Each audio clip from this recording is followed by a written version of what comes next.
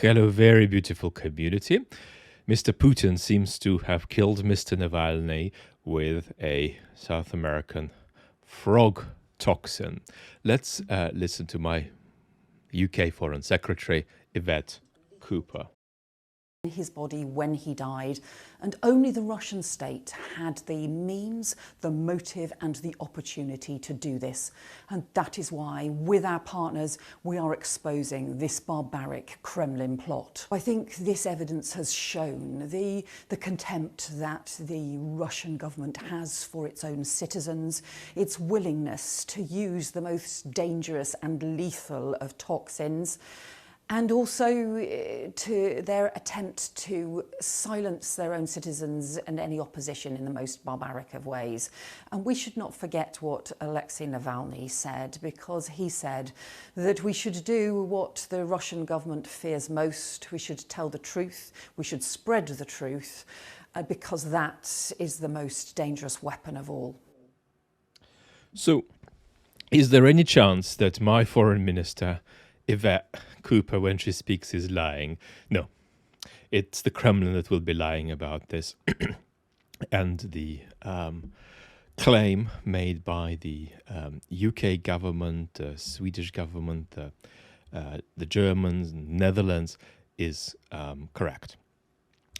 So that straight away makes it clear to us that there's a political point we should take away domestically here. Namely, there are friends and neighbors and colleagues that you have that would vote for the AfD or for Nigel Farage, and they might be skeptical about how to adjudicate conflictive claims made by their own government and the Kremlin. And so, in part, the benefit of this finding is to make it harder for trust-deficient citizens, and we don't want to be condescending here. It's bloody understandable why citizens are losing trust. But this is to make it harder for trust-deficient citizens just to say, well, I don't know who the hell is right. These European governments versus the Kremlin, I don't know. And as far as that goes, the micro impact will be there. In other words, it will be harder for people to just say, well, we don't know what happened. Because as deep as our crisis of trust is, as compromised as our institutions might be, it's still hard even for very alienated citizens to just come out and say, well, Yvette Cooper is just simply lying there. Note something else. On this channel, we often criticize, rightly, technocratic centrism as a cause of Trumpism. And that remains true, an important point. But nevertheless, compare the better versions of technocratic centrism, which is what Yvette Cooper is, to Trumpism. Compare the dignity, the intelligence, the integrity with which Yvette is speaking there. Compare that to how people in the Reform Party operate. Of course, we should say something about the Kremlin. Clearly, they would have been worried about Novichok using it again, having got into trouble repeatedly for using it. And so the question arises, did Putin order Navalny to be killed? And did Putin order Navalny to be killed specifically with this toxin? Here is the best way to begin thinking about an answer to that question, to the second question. To the first question, I suggest the answer is clear. If you are a high-ranking official in any state agency, any security agency, and you're in charge of the assassination of Mr. Putin's political opponent, if what you do in terms of the nature of the assassination, in terms of the records that necessarily accompany the assassination, in terms of what happens to the body after death. If you do something that impacts all of these factors in a way that is very different to Putin's own blueprint, you're going to be fearful for your career, if not for your safety. So it's very difficult for this to have been done in a way that wasn't broadly going to be a match with Putin's blueprint. So it's conceivable that Putin didn't know and didn't take an interest in the substance that was going to be used, but it's not conceivable that Putin had a fundamentally false idea of how roughly this was going to look. Because Mr. Navalny is not just a serious threat to Putin, and indeed he remains a threat to Putin posthumously. Mr. Navalny is a trauma for Putin. So it'd be very difficult for this to have been done, whether Putin knew specifically about the toxin or not, without a blueprint match being arranged in advance between what they thought was going to happen and what they understood Mr. Putin's expectations to be.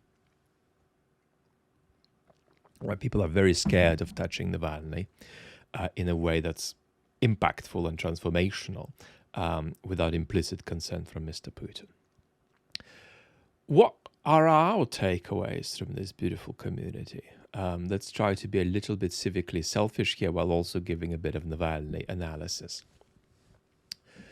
I think that Navalny had two important strengths and two important weaknesses. Let's talk about the strengths first. One strength of Mr. Navalny was that he was a politicizer. And that really put him in contrast to every single major Russian opposition figure, at least over the last decade. You can observe the activities of the Russian opposition now, and they are best categorized as being in the realm of activism, investigative journalism, and broadcasting. Now, that's a lot better than nothing, but it's not politics. It is very hard to call that activity political activity. What would it look like if it were political activity? In other words, this is extremely alien for me because one interesting feature of my channels is that probably about 1% of my viewers are Ukrainian and about 0.5% are Russian. So this is essentially not my audience. But, or at least the Ukrainians who might be in Ukraine. But if I were to try to extract myself imaginatively and imagine myself being asked what I would recommend the Russian opposition to do if their goal was to maximally destabilize Putin, I would immediately have them broadcast once a week long programs for the benefit of the Russian army, so that there would be a direct appeal to that group. So the Russian army would go from thinking, folks in the Russian army would go from thinking, well, what the hell is going on here? We don't know. I mean, some of us are in Ukraine. We have no idea why we're here. Hopefully the guy in the Kremlin is right, but we can't check that. Nobody knows. There's this sort of malaise of depoliticized and inferred justification that sort of besets the low-rank folks in the Russian military. Instead of that, you give them a blueprint of what you would make the Russian military look like, right? You can say, we're going to have a proud military. It's actually going to feed you properly. It's not going to arbitrarily invade foreign countries. It's going to respect sovereignty. But it's going to get rid of all the nasty things you're experiencing within this institution right now. This is how we're going to reform it, right? This is not hard. I mean, this is really what a 17-year-old, A-level politics student would suggest that the Russian opposition do. Well, they don't. Because they essentially are engaged in a communion with a liberal bubble that taps out at about 15% of the Russian population. you could do programs addressed to the FSB. Right? Hi, FSB employees, this is your FSB Thursday show. No. Now, people, if you broadcast this in the Baltic states, people are not going to be impressed with you, might get into trouble, broadcast it from elsewhere. Right? That's real politics. Right? That's real politics.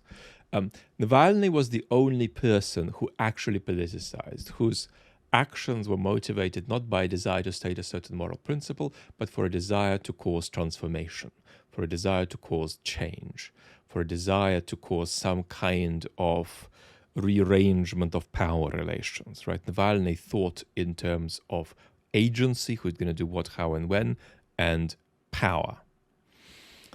He didn't think in terms of morality and ethics in the first instance. And that's very significant, right? This was a political animal. So I think that's one important positive trait of Navalny's. Another important positive trait of Navalny's that is possible to take as an inspiration is his sense of freedom. He really retained a sense of being spiritually and physically free, even if he was in chains. And that can sound like some kind of bullshit derivation from an Instagram video about Stoicism for men who go to the gym. But in fact, it was true of him. He had a certain sense of healthy, playful, vigorous entitlement that meant that he really did experience himself as a free man, even when he was in chains. That's remarkably powerful because look at us. We've got a democratic slide in our countries, and we're pretty passive and scared to do much. I don't believe in this sort of democratization of the ethics of a hero, partly because that can lead to dangerous places, partly because the virtues that matter to us ordinary citizens are more modest virtues, and they can get us a long way. They can actually do enough to protect our democracies. But he had that wonderful quality. What were his weaknesses? I think that one important weakness of Mr. Navalny was that he was not a great coalition builder. He was allergic to coalition building. And that was a real problem because it fell on a sort of social fabric of bickering and unwillingness to compromise that is anyway a defining feature of the sort of space of the Russian opposition over years and indeed decades. So that was a really bad combination. Navalny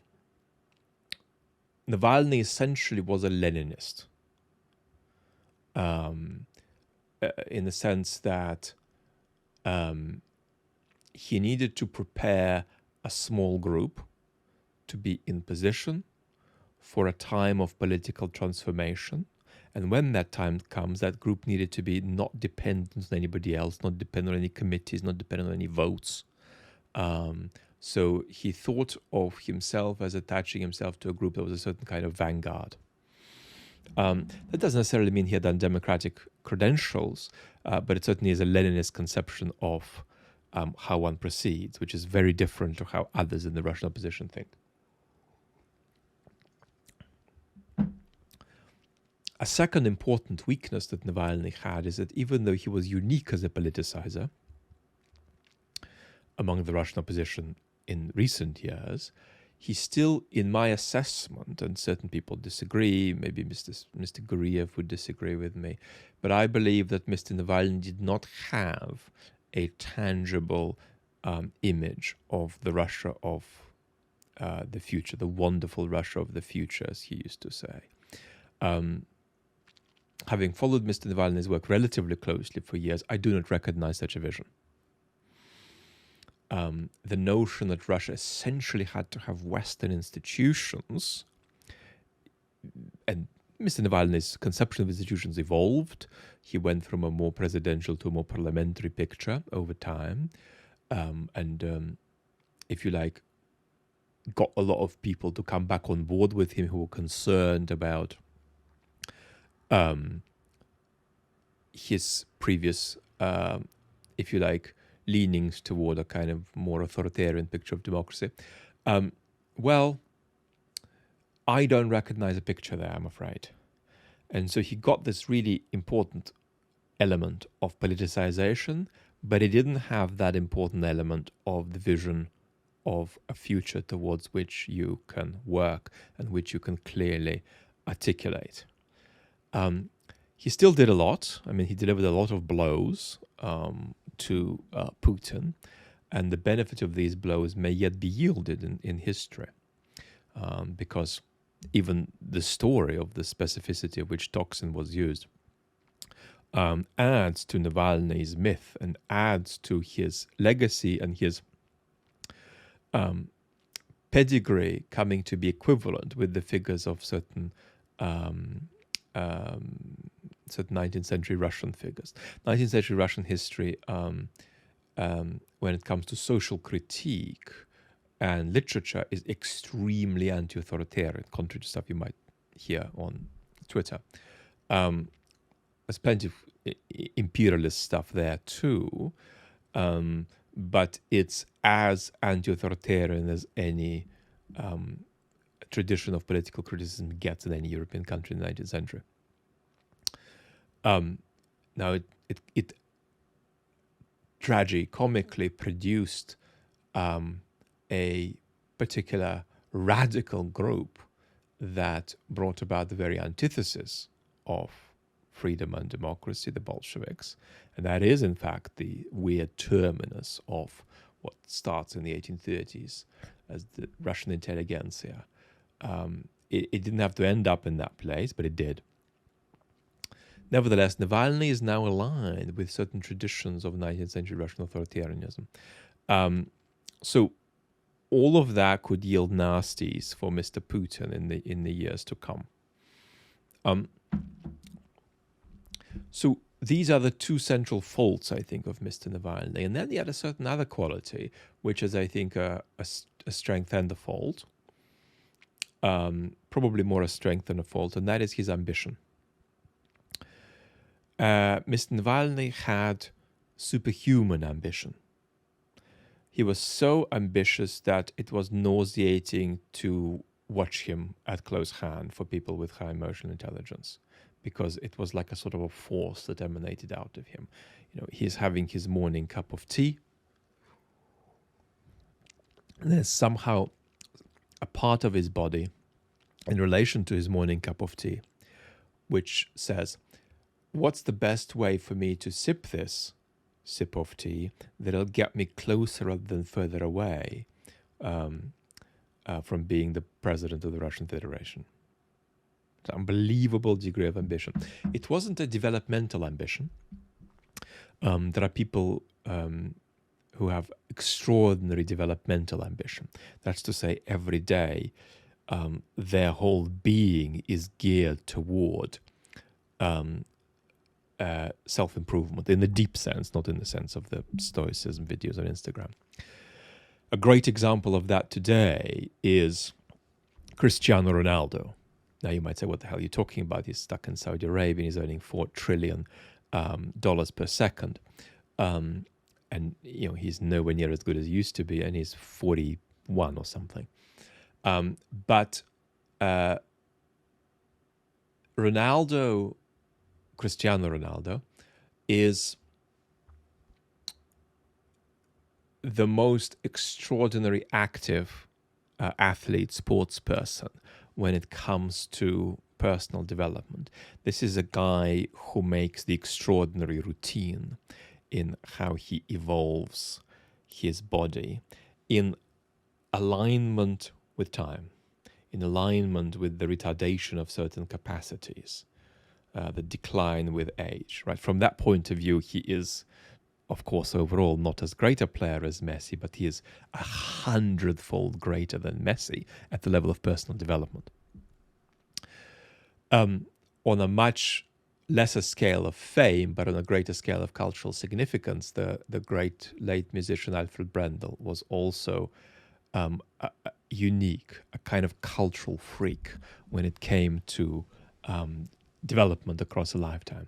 So Mr. Navalny, in fact, wasn't somebody who developed. At the age of 30, at the age of 40, at the age of 50, at the age of 60, you had been still sitting at home watching the same Hollywood movies and having the same kind of giggle over popcorn with his family. He didn't deeply feel the urge to be more and know more with each day that passed. But what he did have is this unbelievable sort of monomaniacal concentration on his path, on getting from A to B, and at a sort of a visceral level, it sort of imbued his entire being, his entire way of being in the world. He could laugh at that too, but it was a very big part of even every micro experience he had. So, enough thoughts for us, beautiful community. What we need to do, of course, is make sure we get nowhere near having governments that sort of do this to our own citizens in the West. Part of the reason we're together and having the conversation we're having right now is that we are trying to avoid that. And a footnote, beautiful community. Because 2% of us might be tempted to say, but didn't Navalny say the Crimea thing? The sandwich thing about Crimea, that Crimea isn't a sandwich that Ukraine and Russia can pass back and forth between one another.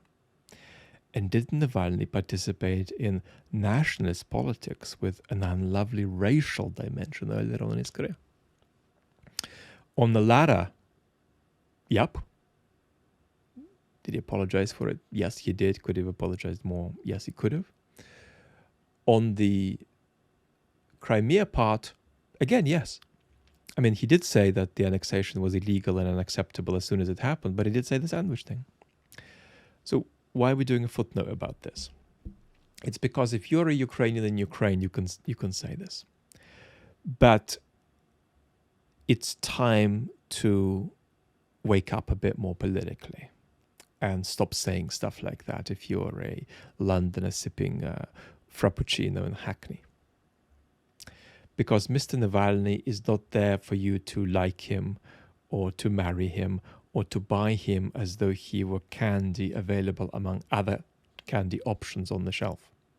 He's a political project, and the question for us is, does he serve our purposes, does he not?